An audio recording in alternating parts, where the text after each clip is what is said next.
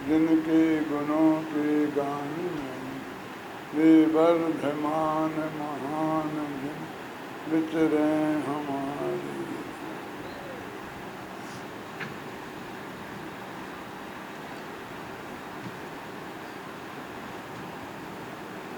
नमोकार महामंत्र की चर्चा चल रही है,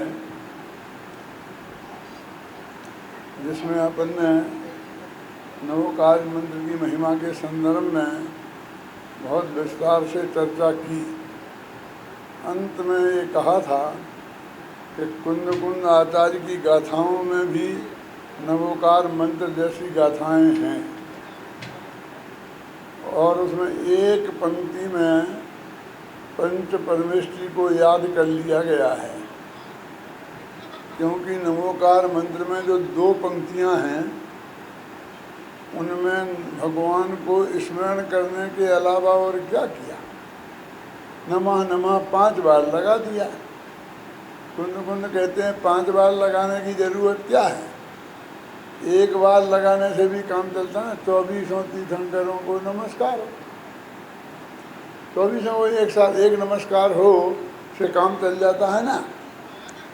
तो उन्होंने और ये कहा कि नवोकार मंत्र का जाप करना है, माने नवोकार मंत्र को याद करना है।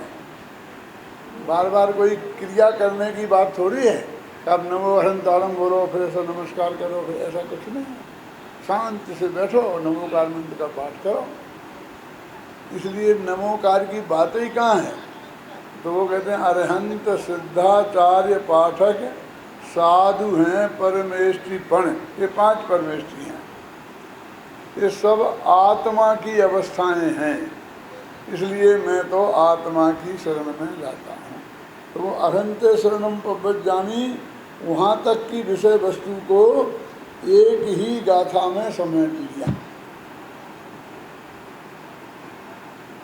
अरहंत सिद्ध आचार्य और उपाध्याय ये भी पर्याय हैं। सम्यक दर्शन ज्ञान और चारित्र और तप ये भी पर्याय हैं। तो दूसरी गाथा में उन्होंने एक चाहे वो अरहंत, दोनों में क्या फर्क है। ये पर्याय हैं जो हमें करना है प्राप्त, सम्यक दर्शन ज्ञान चारित्र, और इन्हें प्राप्त करके जो पर्याय हम प्राप्त करेंगे वो है पंच परमेष्टि। बात लगभग एक सी ही है ना। जब ये बात कही कि आत्मा ही है शरण, तो एक प्रश्न खड़ा होता है, अपने अपने में शरण का क्या मतलब है। कोई दूसरे की शरण में जाता है, नमस्कार करने की बात भी हो तो हम दूसरे को नमस्कार करते हैं। व्यवहार में तो यही देखा जाता है कि नमस्कार करने की क्रिया, पूजा करने की क्रिया 2 द्रव्यों के बीच में होती है। और तुम कहते मैंने नमस्कार किया, मेरे कोई नमस्कार किया, मैं मेरी शरण में जाता हूँ, मैं मंगल हूँ, मैं उत्तम हूँ, इसका क्या मतलब है। अटपटा नहीं लगता है। तो आचार्य कहते भाई वास्तव में निश्चय से तो एक द्रव्य दूसरे द्रव्य को शरण देता ही नहीं। ये तो व्यवहार से कहा जाता है कि मैं पंच परमेष्टि की शरण में जाता हूँ। क्यों जाऊँ, वे भी ये भगवान आत्मा अनंत गुणों के अखंड पिंड, और मैं भी असंख्य अनंत गुणों का असंख्य प्रदेशों का उतना ही प्रदेश उतना ही गुण उनका अखंड पिंड आत्मा हूँ। मैं किसी दूसरे की शरण में क्यों जाऊँ। पूज्य पूजक भाव जैन दर्शन में निश्चय से 2 द्रव्यों के बीच नहीं होता। ठाकुर साहब की बारात जा रही हो और मसाल ले जाने पड़ती थी ना, पुराने ज़माने में लाइट इतनी नहीं थी, तो नाई मसाल ले जाता था, समझ में। नाइयों की बारात जा रही हो तो कौन मसाल ले।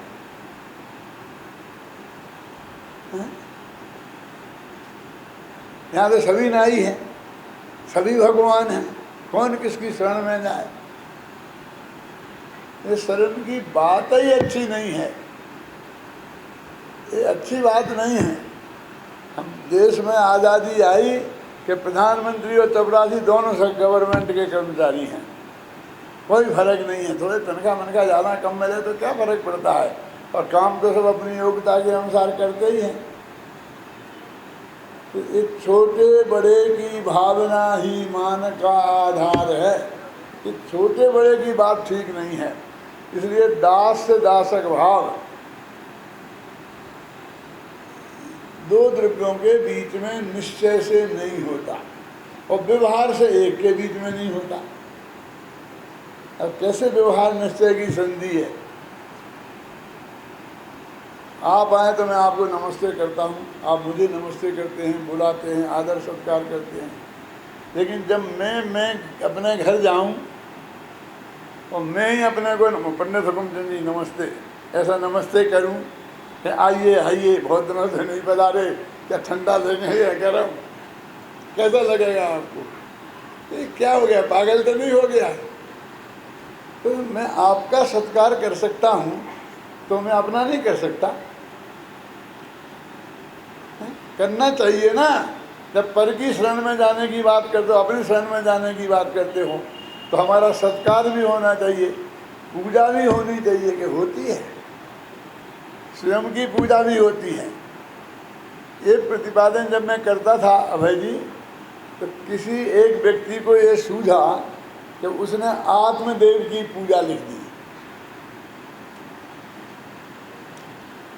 बाद में तो जब मैंने उसकी पोस्टमार्टम किया कि आत्मदेव की पूजा नहीं होती और उसकी कमियां बताई, और 2-4 व्याख्यानों में ये बात आई, तो उसका कर्ता ही गायब हो गया। कर्ता कोई आदमी मैंने बनाई ये कहने को तैयार नहीं था, क्यों? छप तो गई थी। अष्टद्रव्य से आत्मदेव की पूजन नहीं होती। क्या करेंगे? जैसे हम नैवेद्य चढ़ाते हैं तो बोलते हैं ना, महावीर जिनेन्द्राय क्षुधा रोग विनाशनाय नैवेद्यम, महावीर जिनेन्द्राय जन्म जरा मृत्यु विनाशनाय जलम। तो आत्मदेव की पूजा करेंगे तो क्या करेंगे? एक गिलास में पानी लेंगे, फिर कहेंगे आत्मदेवाय नमः, क्यों? और जन्म जरा मृत्यु विनाशनाय जलम, वो एक गिलास पानी पी जाएंगे, एक लड्डू खा जाएंगे, क्या करेंगे? नैवेद्य चढ़ाते वक्त। तो आत्मदेव की पूजा पंच परमेष्ठी के समान नहीं होती। क्या? उसकी पूजा तो अलग ही टाइप से होती है। एक व्यक्ति के शादी थी, उसका जमाई भी विदेश में रहता था और बड़ा लड़का भी विदेश में रहता था। तो जब घर में शादी होगी तो उनको बुलाया गया, तो जमाई भी आया और बड़ा लड़का भी आया, दोनों सपरिवार आए, दोनों अपनी अपनी पत्नियों के साथ आए। समझना मैं क्या कहना चाहता हूँ? जब शादी संपन्न हो गई और जब वापस जाने लगे, तो बेटी जमाई का बहुत आदर सत्कार के साथ विदाई की गई, साड़ी दी गई, और जो जो चीज़ें जो आप देते हो मुझे ज़्यादा पता नहीं है, सोना मोना गहना महना जो भी आपको देना था, तिलक किया गया बेटी जमाई को। लेकिन बेटे और अपनी बहू को कुछ नहीं। दो ही एक प्लेन से जा रहे थे, दोनों की एक साथ विदाई हो रही थी। तो उस लड़के ने सोचा ये क्या हो रहा है, मुझे तो कोई पूछता ही नहीं है। और जीजा जी की इतनी आवभगत हो रही है, आखिरकार बर्दाश्त नहीं होगा तो ले पापा सुनो, इनकी इतनी आदर सरकार, मेरा कुछ नहीं। कि बेटा ये अपने यहाँ आए हैं ना शादी में, कि मैं भी आया हूँ ना, तू समझता नहीं, ये अमेरिका से आए हैं कि मैं भी वहीं से आया हूँ, कि तू समझेगा नहीं, मैं तुझे अकेले में समझा दूंगा।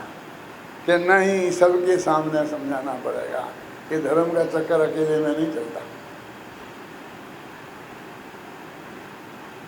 कि बेटा घाटे में रहेगा, सबके सामने समझाऊंगा तो घाटे में रहेगा कि जो होगा सो देखा जाएगा, आप तो समझाओ। देखो, ये बेटी जमाई है पराए, इसलिए इन्हें जो दिया जाता है वो गिन गिन के दिया जाता है, और तुम हो घर के, इनको गिन के नहीं दिया जाता है, सर्वस्व दे दिया जाता है। रजिस्ट्री तुम्हारे नाम करा दी जाती है। और अब किसकी पूजा कैसे होती है? बेटे को कुछ दिया कि नहीं दिया? आज तक तिलक तक नहीं लगाया हो, 5 रुपए तक नहीं दिए, दिए कि नहीं दिए? जिसको सब कुछ देना होता है उसको कुछ नहीं देने का नाटक करना पड़ता है। और जिनको कुछ देना होता है उनको देने का नाटक करना पड़ता है। कैसा जगत है! अपने भगवान आत्मा में तो सर्वस्व समर्पण करना है, उसे अपना जानना है, उसे अपना मानना है, उसमें ही जम जाना है, उसमें ही रम जाना है अनंत काल तक के लिए। लेकिन उसके ऐसा जलम चंदनम वाला आडंबर नहीं होता। और ये पंच परमेष्ठी तो पर भगवान है, ये निज तो है ही नहीं। ये अपनी आत्मा से दूसरे आत्मा है ना। बहुत खतरनाक बात है कि देखो अब ये पंडित पर भगवान को पराया कहने लग गए। क्यों? भगवान को पराया कहना, भगवान को गाली देना है। एक प्रश्न कर लूं छोटा सा, सब अपने मन में ही जवाब देना। दुनिया में सारी स्त्रियों को हम 2 भागों में बांटते हैं। कौन? स्वस्त्री और परस्त्री, ठीक है? यानी मैं कोई अपनी तरफ से कुछ नहीं कह रहा हूँ, सारे जगत में है। ये स्वस्त्री है, बाकी सब परस्त्री है। माँ कौन है? स्वस्त्री के परस्त्री? तुम्हें शर्म नहीं आती माँ को परस्त्री कहते हुए? शर्म तो आती है, लेकिन तुम बताओ ना कौन है? इन 2 में तो एक तो होगी ना वो। यदि परस्त्री नहीं है तो स्वस्त्री तो हो ही नहीं सकती। बोलो क्या करना आप? तो माँ को परस्त्री कहना ये माँ का अपमान नहीं है, ये तो वस्तु के स्वरूप का सत्य है। वो पराई पत्नी है ना, सगे बाप की सही, लेकिन बाप भी तो पर है कि नहीं? ऐसे ही ये आत्मा है, तो ये अपना आत्मा और अरहंत सिद्ध आचार्य उपाध्याय और सर्व साधुओं का आत्मा अपने से पर है कि निज है? और पर है तो परात्मा हुआ ना, निजात्मा नहीं हुआ।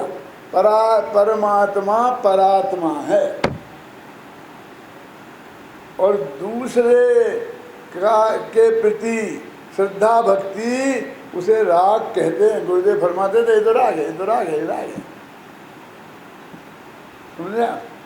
कहते श्रद्धा है, लेकिन वो राग भाव पैदा होता है, उसे 7 से पुण्य का बंध होता है। वो पहले दिन मैंने बताया था।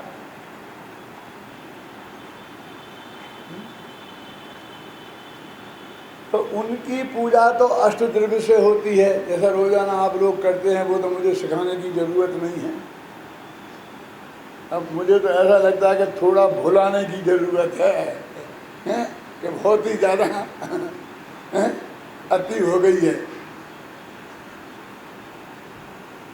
देखो, मैं एक सत्य का ज्ञान कराता हूँ, किसी की आलोचना करना मेरा रंच मात्र भी उद्देश्य नहीं है।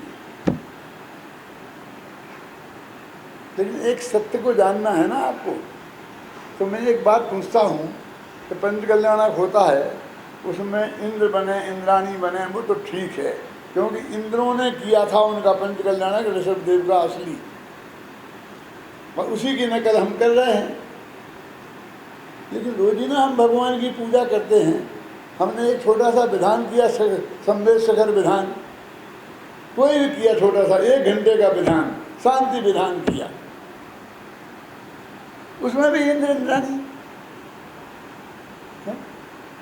कि आदमी को पूजा करने का अधिकार ही नहीं है। क्या कहना चाहते हो आप? अब इसमें कोई आलोचना की बात है? हमें आदमी रह करके हम पूजा क्यों नहीं कर सकते? आदमी रह के नाच नहीं पाएंगे, इंद्र बनेंगे तो नाचेंगे, मुकुट बांधेंगे, घाघरा पहनेंगे और क्या क्या करेंगे, और क्यों? इसका नाम पूजन है? शांत भाव से भगवान और भगत 2 जने हों, तीसरे की कोई ज़रूरत नहीं है, ना ध्यान की, ना मंजीरा की, ना किसी की। बिल्कुल शांत भाव से हम भगवान की भक्ति नहीं कर सकते?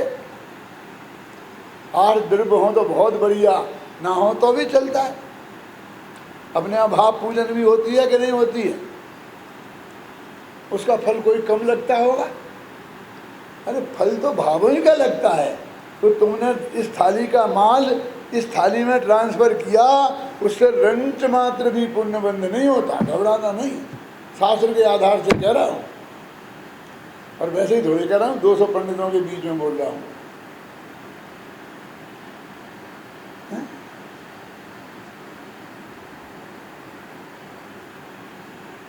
तो थोड़ा बहुत भक्ति का काम भक्तों मनुष्यों को भी रहने दो।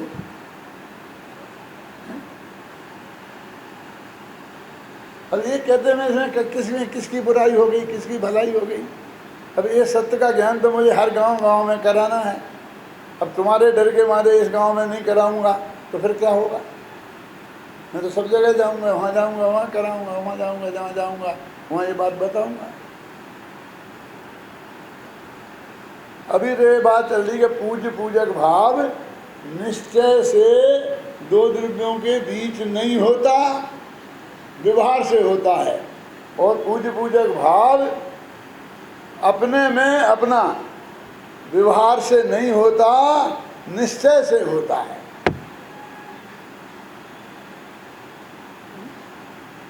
आप हमारे घर आते हैं तो जो आइए आइए चाय पानी लेंगे, ये करेंगे, सब पूछते क्या नहीं? और हमारा ही बेटा आए तो आइए आइए चाय लेंगे कि पानी लेंगे, ऐसे मैं पूछता हूँ क्यों? अरे बाप से भी कौन पूछता है? आ जाए पापा बाबा को हम कहते क्यों परमात्मा चाय पिएगा? पूछेंगे तो ऐसा अपने पिएगा कि आपके साथ पी लूँगा, है परमात्मा की भी बनाना क्यों? है? वो भी कहता है पापा चाय पियोगे? पूछता क्यों है? बनवा लेना है? ये विनय का व्यवहार ऐसा मतलब नहीं है कि बाप बेटे में एक दूसरे की विनय नहीं करते हैं, अति विनय करते हैं। पड़ोसी से क्या मिलने वाला है? बाप से तो सारी संपत्ति मिलने वाली है, एक एक चीज। फिर भी ज्यों ज्यों नजदीकी आती है त्यों त्यों व्यवहार कम होता जाता है। ये सिद्धांत समझ में आया? तो हमारा आत्मा हमारे नजदीक नहीं है, हम ही हैं, तो उससे क्या व्यवहार? बोलो।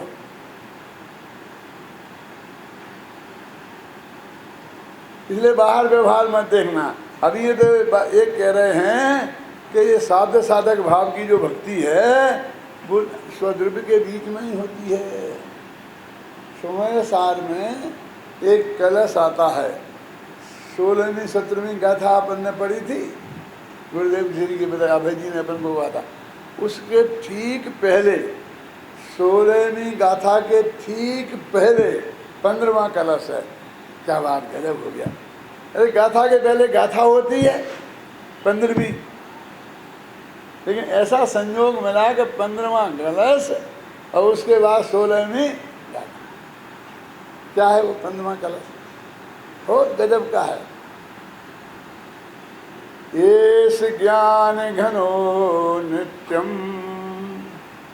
एष ज्ञान घनो आत्मा नित्यम सिद्धमभीषभी साध्य साधक भावेन दुधैके समुपास्यताम्। एष ज्ञान घनो आत्मा, यह ज्ञान का घन पिंड, आनंद का रसकंद, अनंत शक्तियों का संग्रहालय, अनंत गुणों का गोडाउन, ये भगवान आत्मा क्या है? एष ज्ञान घनो आत्मा नित्यम समुपास्यताम, इसकी नित्य उपासना की जानी चाहिए। नित्यम माने हमेशा और समुपास्यताम माने उपासना की जानी चाहिए। एष ज्ञान घनो आत्मा नित्यम समुपास्यताम। कैसे करें भाई साहब? अपने आत्मा की पूजा कैसे करें? कौन से पंडित को बुलाएं? अभय कुमार जी को कि संजय देवर को? हाँ, किसको बुलाएं?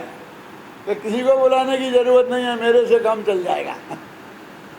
क्या कहते हैं सुनो, एष ज्ञान घनो आत्मा नित्यम समुपास्यताम साध्य साधक भावेन।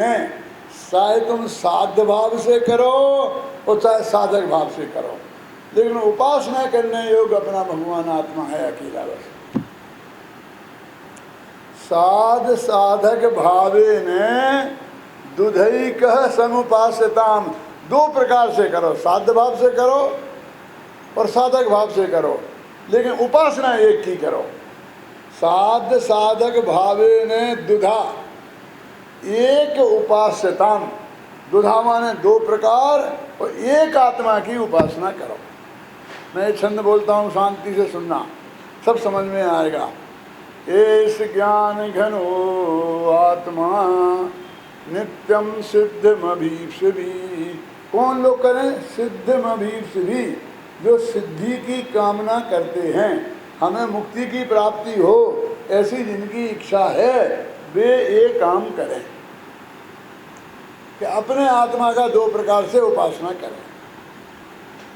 सिद्धिमभीप्सिभी, सिद्धि की जिन्हें कामना है, किसकी करें? एक आत्मा की।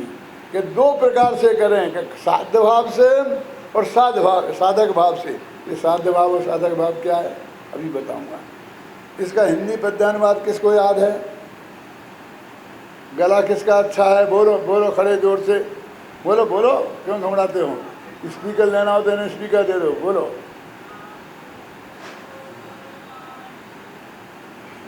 चल, हाँ, ये हमारा एक प्रवीण है ना, इसको बहुत याद है, समय सार, प्रवचन सार, नियम सार सब कंठस्थ याद है। हाँ हाँ,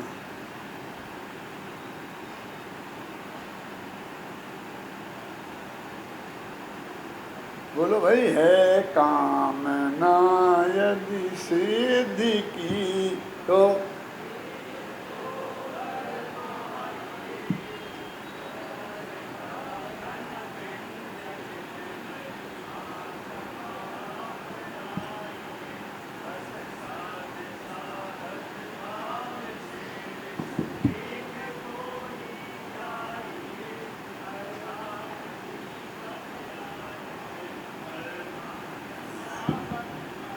हाँ सुनो, द्वारा सुनो, शांति। है कामना यदि सिद्ध की ना चित्त को भरमाइए, ज्ञान का घन पिंड चिन्मय आत्मा अपनाइए, बस आत्मा बन जाइए।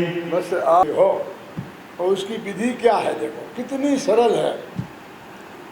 यदि कामना है सिद्ध की, तुम्हें यदि मुक्ति की कामना है ना, तो चित्त को भ्रमित मत करो, ना चित्त को भरमाइए। ये मैंने उस गाथा का, उस कलख का पद्यानुवाद किया है हिंदी में, अक्षर अक्षर से है। अब देखो, हे कामना यदि सिद्धि की, ना चित्त को भरमाइए। चित्त को भ्रमित मत करो। क्या करो? एक चिन्ह मात्र जो भगवान आत्मा है उसको अपनाओ। कि कैसे अपनाएं? कि साध्य भाव से अपनाओ चाहे साधक भाव से अपनाओ, उस एक आत्मा को अपनाओ और आप भी पर्याय में परमात्मा बन जाइए। आप भी पर्याय में परमात्मा बन जाएं। कितना सरल मार्ग सबके लिए खुला है। ऐसा नहीं है कि पुरुष पुरुष बनेंगे, महिलाएं नहीं बनेंगी। इस पंडित को कैसे बुलाया? ये श्वेतांबर है क्या? क्यों? ये तो कह रहा है पुरुष भी मोक्ष चले जाएंगे और महिलाएं भी चली जाएंगी। अरे इसी भव की बात थोड़ी है, अगले भव में चले जाएंगे। एक दो भव से क्या फर्क पड़ता? जाना तो है ही ना, समझे ना? जाना तो सबको मोक्ष है, विधि एक ही है। क्या विधि है? कि इस भगवान आत्मा की पूजा करना, इस आत्मा की साधना करना, इस भगवान आत्मा की आराधना करना। और वो कैसे की जाती है? कि इसे जानो और जानते रहो, बस खत्म, खेल खत्म। जानो और ऐसा जानो कि यही मैं हूँ, ऐसा मानो कि यही मैं हूँ। और अब क्या करें? जानते रहो, और क्या करना? पूरा मोक्ष मार्ग हो गया। सम्यक दर्शन ज्ञान चारे तो गया। हाँ, जानना सम्यक ज्ञान, यही मैं हूँ ऐसा जानना सम्यक दर्शन, मानना सम्यक दर्शन, और फिर उसी को लगातार जानते रहना, इसका नाम ध्यान है। कितना सरल काम है। जानना भी खुद को और जानेगा भी खुद। कल कहा था ना, तस्वीरे खुदा हृदय के आईने में है, जब चाही गर्दन झुकाई देख ली। दूसरी जगह थोड़ी जाना है। खुदा की तस्वीर तो हमारे हृदय के दर्पण में है। जब देखना है तब गर्दन झुकाएंगे, वो देख लेंगे। तब वो कहता है जैनी कि नहीं जची हमें। कि क्यों नहीं जची? कि गर्दन झुकानी पड़ेगी।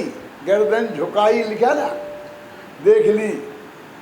और वो भी मैं आत्मा नहीं दिखेगा, खुदा दिखेगा। अरे खुदा भी नहीं दिखेगा, खुदा की तस्वीर दिखेगी। इस भाव नहीं पसाता।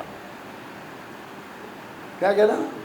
तस्वीर खुदा हृदय के आईने में है, जब चाही गर्दन झुकाई देख ली। कि खुदा की तस्वीर नहीं देखना है हमें। हमें तो खुदा को नहीं देखना है, हमें तो खुद को देखना है। जैन धर्म तो कहता है खुद को देखने का नाम है, खुदा को देखने का नाम जैन धर्म नहीं है। साहब कुछ नहीं करना पड़ेगा, कुछ नहीं करना पड़ेगा, कुछ नहीं करना पड़ेगा। अभी तो कह रहे थे कुछ झुकाना पड़ेगा। हाँ, क्या झुकाना पड़ेगा? कि गर्दन। तो गर्दन झुकाना इतना आसान काम है? जब हम रात्रि में सोते हैं कभी और गर्दन टेढ़ी पड़ी रहती है, तो सुबह उठते हैं तो जरा से हिलाने में प्राण निकलते हैं। तुमने कह दी गर्दन झुकाई देख ली। और पर हम तो उस देश के वासी हैं, हम उस देश के वासी हैं। गर्दन कटा सकते हैं पर गर्दन झुका सकते नहीं। तुमने कह दिया गर्दन झुकाई देख ली, बस। गर्दन झुकाना इतना आसान काम है स्वाभिमानियों के लिए। हम कहीं गर्दन झुकाने वाले नहीं हैं, खुदा के दरबार में भी नहीं, जिनेंद्र भगवान के दरबार। घबराना नहीं, असली धर्म समझना है तो।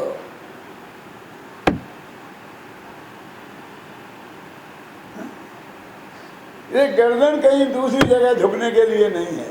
कहाँ झुकेगी? गर्दन नहीं भैया, गर्दन तो पुद्गल की है, वो तो शरीर की क्रिया है। उसके झुकाने से तो क्या होगा?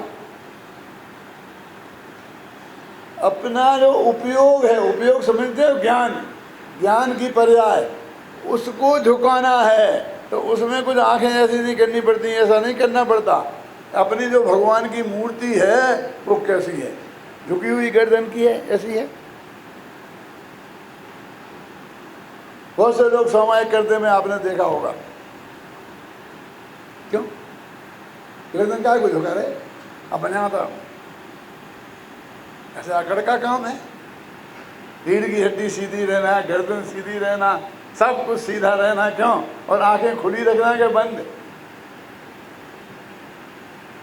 तुम भी आंखें बंद करवाओगे जिसमें हम कुछ देख नहीं पाए। खूब देखो ना तुम सबको, लेकिन जब आत्मा देखना होगा तो आंखें बंद करनी होगी। आंखें बंद होंगी उस समय आंखें खुली नहीं होगी। लोग कहते हैं झूठा है संसार, आंख खोल कर देखो। क्या कहता है? झूठा है संसार, आंख खोल कर देखो। पर मैं कहता हूँ सच्चा है तेरा आत्मा, आंख बंद करके देखो। ये आंख बंद करके देखने की चीज है, खोल कर देखने की चीज, क्योंकि आंखों का कोई काम ही नहीं है। वो काला गोरा है ही नहीं। क्यों? तुम्हारे पारसनाथ सामलिया नहीं है? सामलिया पारसनाथ शिखर पर भरे विराजे हो। क्यों? वो तो काला पीला गोरा सब रंगों से रहे, बेरंग है, अरस अरूप अवक्तम, ऐसा वो भगवान आत्मा है। तो अपने आत्मा की साधना कैसे होती है? दो प्रकार से। कौन कौन से? साध्य साधक भाव से। ये साध्य भाव क्या है और साधक भाव क्या है? अभी अपनी हालत क्या है कि जब भी अभी, ये तो तत्व की बात है, ये बहुत बढ़िया बात है कि एक आदमी सुनाता है, सब जने सुनते हैं शांति से, एक से ज़मीन पर बैठ के। लेकिन जब ये कोई सम्मान समारोह चलता है ना, इन देवताओं की पूजा का काम चलता है ना, तब धीरे धीरे सब खिसक खिसक के ऊपर आते जाते हैं, तो नीचे कोई नहीं बचता है। देखो क्या? अब वो कहते हैं भाई ये कैसे करें, किसे उतारे किसे बैठाए?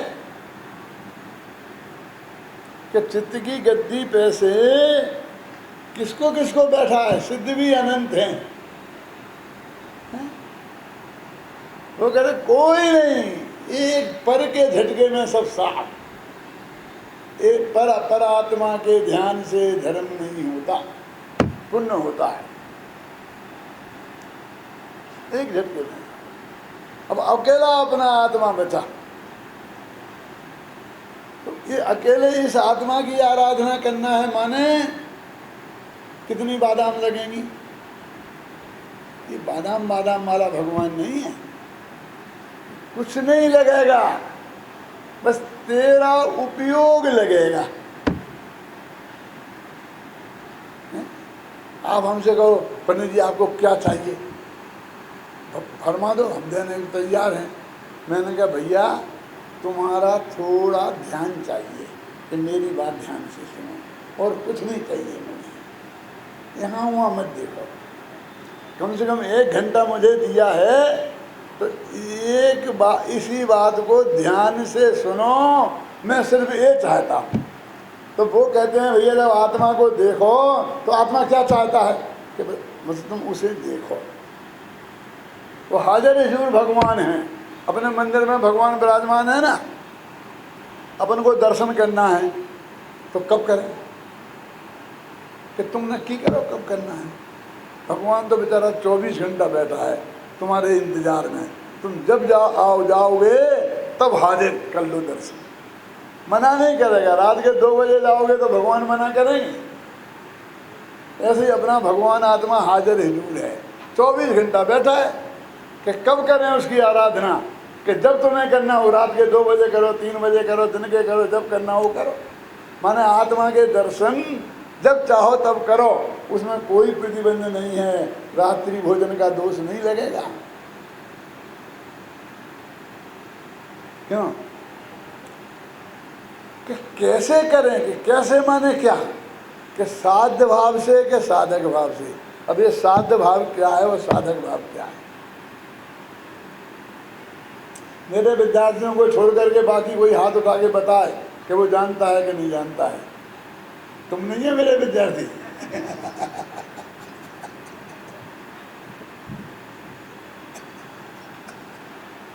देखो पंच परमेष्टि है ना, पंच परमेष्टि में सिद्ध भगवान तो हैं साध्य भाव के उपासक,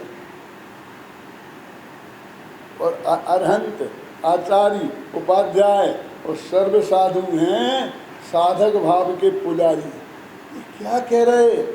सिद्ध अरहंत आचार्य उपाध्याय सब पुजारी हैं कि हाँ? हमारी स्थिति क्या है कि पंच परमेश्वरी तो पूज्य हैं ही, फिर शुल्लक जी कि हाँ बेबी है, एलक जी बेबी है, आरका जी बेबी है, पद्मावती जी के बेबी हैं, पिताजी के बेबी हैं, पंडित जी के बेबी हैं। ये सब वहाँ से खिसक खिसक के ऊपर वेदी पे आते जाते हैं, आते जाते हैं। यहाँ उल्टा चला है कि पंच परमेष्टि भी पुजारी हैं, उपासक हैं, उपास्य नहीं हैं। एस ज्ञान घनो नित्यम, एस ज्ञान घनो आत्मा नित्यम सिद्धिमभीप्सिभी। उस आत्मा की क्या साध्य साधक भावेन दुधैके समुपासताम, दो प्रकार से एक की उपासना करो। तो साध्य भाव से करो माने सिद्ध बन के करो, साधक भाव से करो माने अरहंत बन के करो, आचार्य बन के करो, उपाध्याय बन के करो, साधु बन के करो। ये उपासक हैं। हमारा तुम्हारा नंबर कहाँ आता है कि तुम तो विषय कसाय के उपासक हो। ये देंगे भगवान, ये देंगे, ये देंगे, ये देंगे। तो किसकी उपासना हुई? जिसकी असली चाहत होती है, उपासना तो उसकी कहलाती है ना। हमें 5 इंद्रियों के विषयों की चाह है, उसके उपासक है ना। एक थोड़ी अपेक्षा और है, यदि अरहंत भगवान को भी साध्य भाव में ले लो तो 2 परमेष्टि हो गए साध्य भाव के उपासक और 3 हो गए साधक भाव के उपासक। अब ये साध्य साधक भाव क्या है? पहले ये माताएं बहनें बहुत व्रत किया करती थीं। 10 मिनट लगेंगे, उठाऊँ ये बात। माताएं बहनें बहुत व्रत किया करती थीं और फिर इनका उद्यापन करा करती थी। और उद्यापन करती थी तो पंडित आकर के पूजा पाठ कराता था और फिर वो कुछ दान वगैरह देती थी मंदिर को, और इनको जो भी मंदिर में जिनवाणी भेंट करती थी, ऐसा होता था ना। अभी चलता है वो कि बंद हो गया, फिर जो भी हो उसको बोलते थे मैंने व्रत का उद्यापन किया। व्रत यानी आज तक मैंने 10 साल तक 10 लक्षण व्रत किए और आज मैंने उद्यापन कर दिया तो अब मैंने छुट्टी हो गई। घर वालों को 10-5 हज़ार रुपया खर्च करना पड़ते थे और व्रत का उद्यापन हो जाता था। उसकी कहानियाँ आती हैं, पढ़ी हैं वे कहानियाँ? क्यों पंडितों ने, तुम लोगों ने पढ़ी कि नहीं पढ़ी? नहीं, मैं पढ़ा देता हूँ। उद्यापन की सकती न हो तो व्रत दूनो करियो जो, जम्बूदीप दीपन में सार, भरत क्षेत्रता में सुखकार, एक समय विपुला चलती सबो शरण आयो महावीर। ऐसी कहानियाँ हैं बहुत। वे कहानियाँ मैंने सब पढ़ी हैं और अब मुझे सब याद हैं। और उसमें क्या एक सी हैं बम्बैया फिल्मों जैसी, और बस उनमें यही पंक्तियाँ हैं, धड़ाधड़ ऐसे बोलता रहूँ। आपको कहानी सुना दूंगा पूरी, ऐसा हुआ ऐसा हुआ ऐसा हुआ। दिव्यला तो चल तीर पे भगवान का संगोषण आया, उसमें राजा सैनिक पूछे, उनने पूछे महाराज आज तो मैं धन्य कुमार की कहानी सुनूंगा। भगवान ने धन्य कुमार की कहानी सुनाना शुरू कर दी। बीच में गौतम जी आ गए, हे गौतम, हे राजा सैनिक, पढ़ते हो कि नहीं पढ़ते हो वे कहानियाँ? ऐसी हजारों कहानियाँ हैं कथा कोश के नाम से, भट्टारकों के द्वारा लिखी हुई। तो ये जो उपासना है, उपासना किसे बोलते हैं कि भगवान की उपासना, अपना आत्मा की, आत्मा भगवान और पंच परमोष्टि उपासक। तो जो कंटिन्यूटी, वो बात पूरी कर दूँ हाँ, कि वो कहते हैं कि यदि तुम में उद्यापन की शक्ति ना हो तो दूना व्रत करना पड़ेगा। 10 साल का 10 लक्षण व्रत होता है। अब कैसा होता है मैं ज़्यादा चक्कर में नहीं पड़ना चाहता, लेकिन कैसा है, 16 कारण का, रत्नत्रय का 3 दिन का उपवास, 3 दिन का व्रत रत्नत्रय का, और 16 कारण का कितना, 10 लक्षण का 10 दिन का, 16 कारण का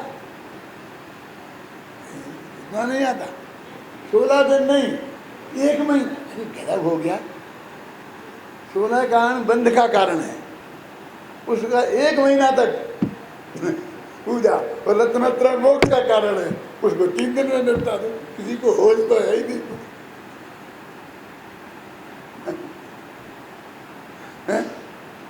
ऐसा नहीं है जे कि फूटी आंख विवेक की, कहा करे जगदीश, कंचनिया को 300 मनी राम को 30।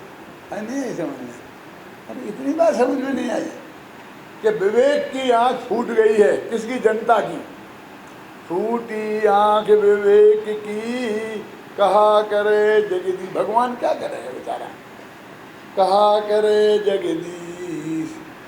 शादी हुई थी तो शादी में नाचने के लिए एक वेश्या आई थी, उसका नाम था कंचनिया, और एक पंडित आया था फेरे पाड़ने के लिए, उसका नाम था मनीराम। अब सुनना, फूटी आंख विवेक की, कहा करे जगदीश, कंचनिया को 300 और मनीराम को 30। जब कंचनिया की विदाई की तो 300 रुपये दिए, जब मनीराम की विदाई की तो 30 रुपये दिए। पंडित की कीमत 30 रुपया और वेश्या की कीमत 300 रुपया। बोले क्या आज फूटी नहीं है तो क्या करें? फूटी आंख विवेक की, कहा करे जगदीश, कंचनिया को 300 और मनीराम को 30। अब मनीराम, पंडित भी मनीराम था, क्या करे? कौन? जो पंडित मनीराम बनेगा उसकी तो यही दुर्दशा होने वाली है। पंडित को तो ज्ञानचंद बनना चाहिए ना, तो मनीराम तो पैसे के पीछे भागेगा, उसकी तो यही हालत होगी, कहीं भी जाए। ख्याल में आई ना? तो यहाँ ये कह रहे हैं कि अपना भगवान आत्मा, उसकी साधना 2 प्रकार से, एक साध्य भाव से और एक साधक भाव से। जो उपयोग का ध्यान से सुनना, अंदर में जाना और लगातार अंतर मुहूर्त तक अंदर में ही लगे रहना और फिर अनंत काल तक लगे रहना, इसको बोलते हैं साध्य भाव की उपासना। और अंदर जाना और फिर बाहर आ जाना, फिर कोशिश करना, फिर अंदर जाना, फिर बाहर आ जाना, इसे बोलते हैं साधक भाव की उपासना। बाहुबली 1 बरस तक आत्मा की साधना में लगे थे, लेकिन 1 बरस क्यों लग गया? क्योंकि अंतर मुहूर्त से ज़्यादा अंदर में नहीं रह पाए, फिर बाहर आ गए, फिर कोशिश करी, फिर अंदर गए, तो वे साधक भाव के उपासक थे।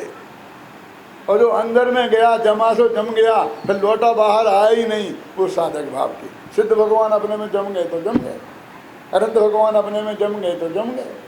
साधु आचार्य उपाध्याय हर अंतर मुहूर्त में वापस आते हैं बाहर, ये साधक भाव के ऊपर। आत्मा का ध्यान करना ये है साधना, कंटिन्यूटी में लगातार करें, टूटे नहीं बीच बीच में, उपयोग भ्रष्ट नहीं हो आत्मा से, उसे बोलते साध्य भाव की उपासना। और जो उपयोग टूटे बार बार, उसे बोलते साधक भाव की उपासना। बोलो, पंच परमेश की उपासक हैं, उपास्य नहीं। अब गजब हो गया कि अपन ने उतारना शुरू किया तो अकेले क्षेत्रपाल पद्मावती जी को नहीं उतारा, ये जो पांचों परमेश्वरियों की छुट्टी कर दी। मैंने ऐसा नहीं कहा साधुओं को उतार दिया, क्योंकि एक एक कहूँ तो झगड़ा खड़ा हो जाएगा।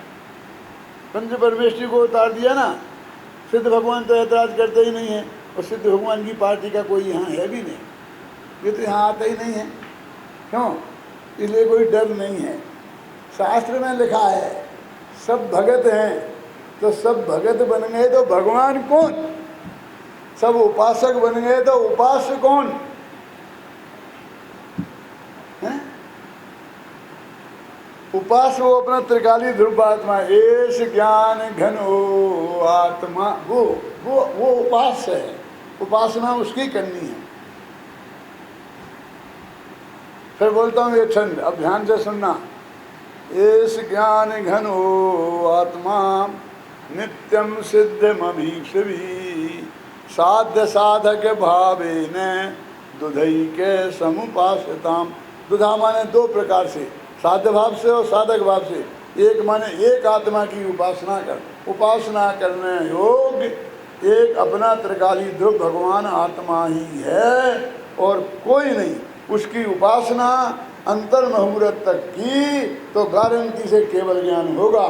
केवल ज्ञान होगा माने तुम स्वयं भगवान बन जाओगे। ये विधि है जैन शास्त्रों में, बिल्कुल एक एक अक्षर है।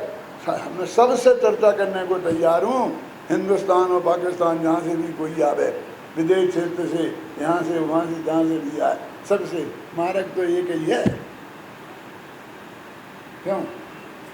और मैं एक ही सुनाता हूँ सारी दुनिया को। अमेरिका में जाऊँगा तो यही, लंदन में जाऊँगा तो यही। मेरे पास तो एक ही माल है, एक ही भाषा है अपनी भारतीय हिंदी भाषा, ये सरल सहज भाषा। और इसी भाषा में और यही बातें जो मैंने आपको मुजफ्फरनगर में आके सुनाई हैं, सारे विश्व में मैं यही सुनाई है। ये कोई मैं पहली दफ़े नहीं बोल रहा हूँ नमोकार मंत्र को, कम से कम 150 दफ़े बोल रहा हूँ। जब मेरा 75वां जन्मदिन मनाया गया था तो मैं 264 गाँव में गया था और हर गांव में नवोकार मंत्र सुनाया मैंने। RSS के वो है ना लीडर, क्या नाम, मोहन भागवत, वो भी मेरी सभा में नवोकार मंत्र का सुन के गए हैं। 10 मिनट की मंजूरी दे के आए थे, 1.5 घंटा बैठे रहे, बोले और सुनाओ गुरु जी, और सुनाओ गुरु जी। तो एक दिन में भी सुना देते हो, हाँ आधा घंटे में भी सुना देते हैं, और 8 दिन में भी सुना देते हो कि हाँ पूजा 3 प्रकार की, छोटी बड़ी मझोल, जब जैसा मौका लगे तब देसी भी खोल। इस तरह नवोकार मंत्र। क्यों? कौन पूज्य है, कौन पूजक है, समझे ना? ये पंच परमेष्टि भी उस भगवान आत्मा के क्या हैं, उपासक हैं। गाथा कौन सी? अष्टपहर के मोक्ष पहाड़ की 103वीं। इसका पद्यानुवाद है किसी को याद? अष्टपहर का पद्यानुवाद किसी को याद होगा तो सुना सकता है। बोलो बोलो भाई, बोलो कौन है? दो स्पीकर दो उसको भैया। हाँ हाँ, सुनना, बहुत अच्छी गाथा है। अरहंत सिद्धाचार्य पाठक साधु है, परमेष्ठिपण सब आत्मा की अवस्थाएं, आत्मा ही है शरण। सम्यक सुदर्शन ज्ञान तप समभाव सम्यक आचरण, सब आत्मा की अवस्थाएं, आत्मा ही है शरण। वो ये तो मालूम 104 और 5 हैं, 103 सुनना है। यहाँ अष्टपहड़ होगा, यदि जयपुर से छपा तो उसमें होगा, नहीं पद्यानुवाद में होगा। उसमें का अर्थ ये है गाथा का कि जिनको सारी दुनिया नमस्कार करती है वो जिनको नमस्कार करें, जिसका ध्यान सारी दुनिया करती है वो जिसका ध्यान करें। माने अनंत सिद्ध इनकी सारी दुनिया नमस्कार करती है, सारी दुनिया ध्यान करती है, सारी दुनिया आराधना करती है, साधना करती है। तो जे जिसकी आराधना साधना करें वो है भगवान आत्मा, और मैं तो उसकी शरण में जाता हूँ। मैं जिसकी शरण में दुनिया जाती है, वे जिसकी शरण में जाते हैं, ऐसे अपने आत्मा की शरण में जाना वो असली धर्म है। ये इसका भाव है। बात